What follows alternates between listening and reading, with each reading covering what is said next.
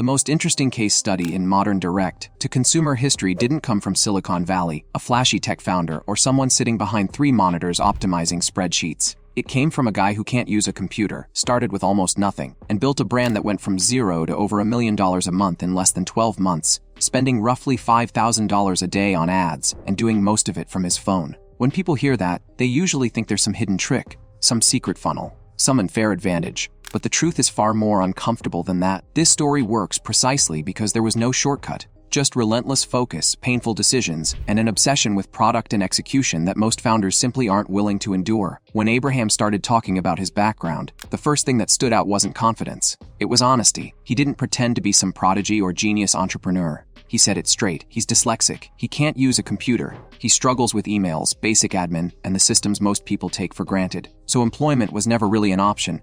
At 21 years old, he had to build something for himself, not because it was trendy, but because he had no alternative. That first business was a tiny phone shop, barely 15 square meters. Nothing glamorous, no venture capital, no online courses, just a shop, customers, and daily survival. Over the next 23 years, he built Phone King into a serious business, not by becoming good at everything, but by doubling down on the few things he was actually good at. Sales, product intuition, people, execution. Everything else he avoided or delegated. That approach shaped everything that came later. Because when Flight Risk started, it wasn't built by someone chasing trends. It was built by someone who had spent decades inside real businesses, touching products, dealing with customers, and learning the hard way what actually matters. Flight Risk wasn't Abraham's first direct-to-consumer brand, but it was the first time he went all in on building a product that didn't just exist to sell, but existed because it solved a real problem in a category full of shortcuts. The idea came from frustration. Looking at the e-bike market in Australia and internationally, everything felt the same. Same frames, same parts, same marketing language. Different logos slapped onto identical products. The bikes didn't feel safe. They didn't feel premium. They didn't feel like something he'd trust himself or his family with. That gap bothered him, so instead of asking,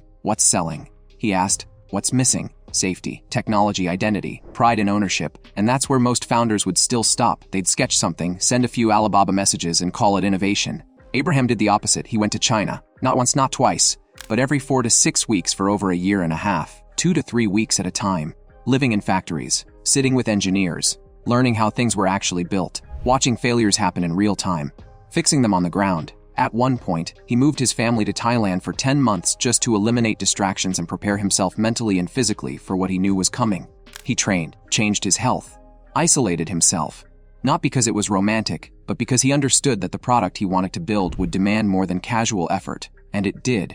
There were moments when he genuinely questioned whether he'd made the wrong decision, whether the stress, the cost, and the uncertainty were worth it. He remembers conversations where the doubt was heavy, but one thing kept coming up over and over again. If it's hard, you're probably doing something right. Easy paths get crowded.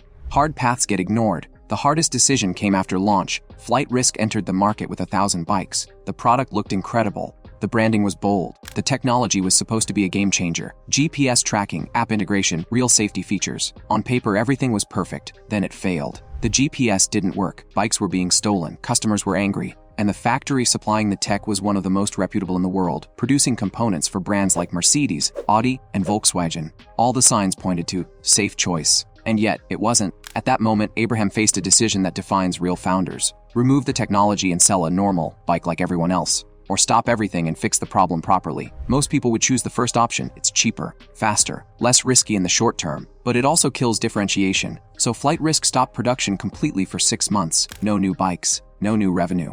Just expenses, pressure, and people telling him to give up. But he knew something crucial. In a saturated market, selling the same product as everyone else guarantees one thing: you will eventually compete on price, and you will lose. So they rebuilt the technology from scratch, changed partners, reworked the app, tested relentlessly. Only then did they relaunch. Not because it was convenient, but because the product was finally something they could stand behind. That obsession with being different didn't stop at hardware. It shaped the brand identity. Flight Risk wasn't subtle. It was loud pink, visually unmistakable. You couldn't confuse it with anything else. That wasn't an accident. It was intentional. When your product is truly distinct, marketing becomes easier. You're not convincing people, you're attracting them. And that mindset carried directly into how the brand grew. Instead of relying purely on Meta and Google like everyone else, Abraham leaned into what he knew best: attention. Guerrilla marketing, real-world moments that people couldn't ignore. They painted concrete bollards in Bondi Beach bright pink in the middle of the night dressed like council workers. It cost them a 6,500 fine. They paid it happily, because the attention was worth far more.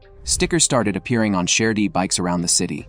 QR codes leading directly to flight risk. No massive ad spend, just being exactly where potential customers already were. Then came the haste. After 6 months of outselling a single bike, with money tight and competitors gaining ground, they needed noise, real noise, so they staged a robbery, a fake one, filmed like CCTV footage, shared privately first, WhatsApp groups, friends, family, community groups. People believed it, they cared, they reshared it. Within hours, it spread beyond control. People showed up at the warehouse, at his house. News outlets started watching his stories. Rewards were offered. Panic set in. And that's when he realized how powerful it had become. Only after letting it run organically did they post it publicly. Then ads amplified it. The message was simple. The bikes were back. The GPS worked, flight risk was alive again. That entire campaign cost a few $1,000s. The reach was massive, the emotional connection was real, and the brand entered the market with a story no paid ad could buy. Even celebrity exposure came from hustle, not budgets. When Kid Leroy needed a venue near the airport, Abraham saw an opportunity. The warehouse was a mess, so they rebuilt it in 3 days. Painted everything themselves. No excuses, no delays. Kid Leroy showed up, took photos, signed autographs, and flight risk became part of the moment. All of this worked because it wasn't random. It was layered. Offline attention fed online demand. Online ads amplified real-world credibility. Google search demand was captured with educational content, not just product pages. People researching e-bikes found flight risk before they even knew they wanted it. And when they landed on the site, the journey made sense. Different ads for different avatars, parents, commuters, safety-focused buyers. Each message matched a real concern. Not hype proof. One of the biggest turning points came when Abraham was told to call abandoned carts. Not automate emails, call them. Ask why they didn't buy. Listen, it was uncomfortable, tedious, but transformational, because customers told them exactly what mattered, and that language went straight back into the ads, the site, and the product positioning. That's how a brand with no sales for 6 months ended up doing nearly $1 million in a single week. Not luck, alignment. When asked what advice he'd give to founders today, Abraham didn't talk about hacks. He talked about commitment, real commitment, not pretending, not chasing the sexy parts, being willing to do the boring, uncomfortable work when no one's watching, understanding your product deeply, standing behind it when it fails, fixing it properly, understanding your customer better than they understand themselves, and accepting that most of business isn't glamorous. It's stressful, lonely, and unforgiving. But if you're willing to endure that, and you build something truly different, something you're proud of, the market eventually responds. What most people miss when they hear a story like this is that success didn't come from confidence. It came from doubt handled correctly. Every major decision was made under pressure, with incomplete information, and with the real possibility of failure. That's the part social media never shows. The anxiety of payroll. The silence after a launch that doesn't convert. The weight of knowing that if this doesn't work, there isn't a backup plan waiting. Abraham didn't push through because he believed everything would work out. He pushed through because quitting would have meant becoming like everyone else in the market, selling a forgettable product and competing on discounts. That was never acceptable, so every obstacle became a filter. If something broke, it was rebuilt stronger. If attention faded, they created moments worth talking about. If customers hesitated, the brand listened instead of shouting louder. That mindset is what ultimately separates real brands from short-lived hype. Trends expire, algorithms change, platforms rise and fall, but products built with obsession, clarity, and discipline survive those shifts. They earn trust slowly, and once they have it, they don't need to beg for attention. Flight Risk didn't win because of ads, or stunts, or branding alone. It won because it was built with intention, pain, and an unreasonable standard most people aren't willing to hold, and that's why it worked.